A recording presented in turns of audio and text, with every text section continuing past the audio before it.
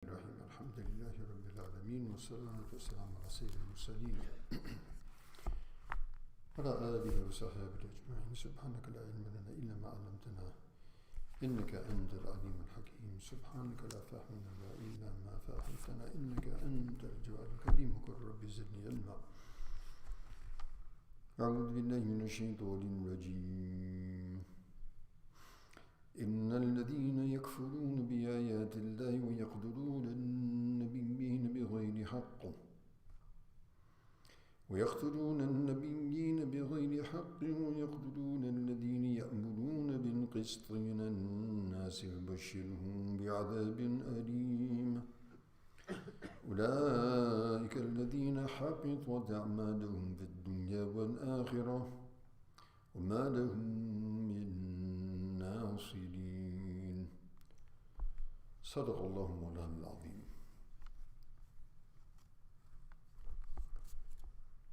So continuing with the Surah Al Imran, so earlier in the Surah, mention of the Christians and their problematic belief sets and addressing the issue of Tawheed in opposition to their manufactured beliefs which they came up with after Sayyidina Isa alayhi salam. And then also making a mention of the people in the book in general, now dealing specifically again with some of the Jewish community. إِنَّ الَّذِينَ يَكْفُرُونَ بِآيَاتِ اللَّهِ. Indeed, those who continuously exercise kufr, yakfuruna. So we have the fi'l mudari'a, the continuous sense. They are continuously engaged. This is something we saw in Surah Baqarah as well. They're continuously denying and continuously in disbelief and in opposition to the signs of Allah subhanahu wa ta'ala. وَيَقْتُلُونَ النَّبِيِّينَ بِغَيْرِ حَقٍّ.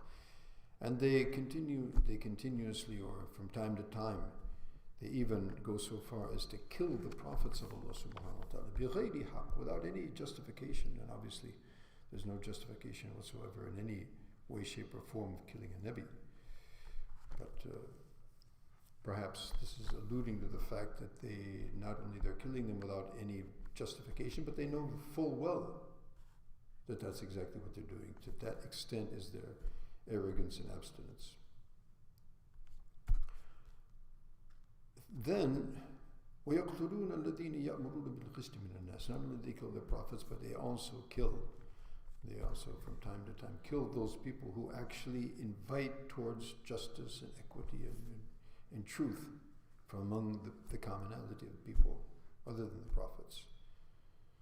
So for them what? فَبَشِّرْهُمْ بِعَذَابٍ أَلِيمٍ. So give them the tidings of a terrible and painful chastisement. أُولَٰئِكَ الَّذِينَ حَبِّطَتْ أَعْمَالُهُمْ فِي الدُّنْيَا وَالْآخِرَةِ. And these are the ones whom their actions, their efforts, and all their activities have gone to naught. They are totally bereft of any benefit for them in this world and in the next.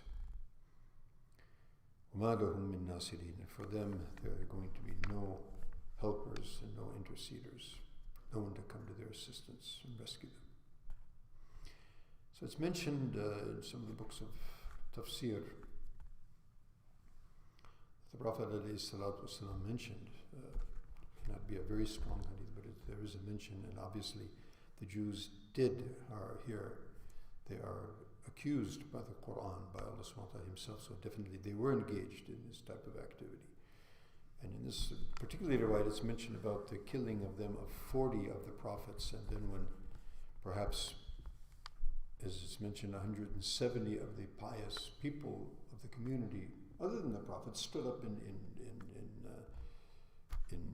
defiance to this and in objection that you're killing prophets of Allah subhanahu wa ta'ala. So they said, okay, well, we'll kill you too. So not only they killed the prophets, but those people who objected to the killing of the prophets in this particular narration, they were also slaughtered mercilessly. So this gives us an idea of the mindset, and that mindset continues even to this day with some of them. So we'll be hearing more about the disbelief and the attitudes and also responses later on in the surah, among other things. Allah subhanahu wa ta'ala give us insight and save us from being in any way, shape or form from amongst such wretched people. Ameen. Thumma ameen. Wa akhir da'wana. Alhamdulillahi Rabbil Alameen. Wassalamu alaikum wa rahmatullahi wa barakatuh.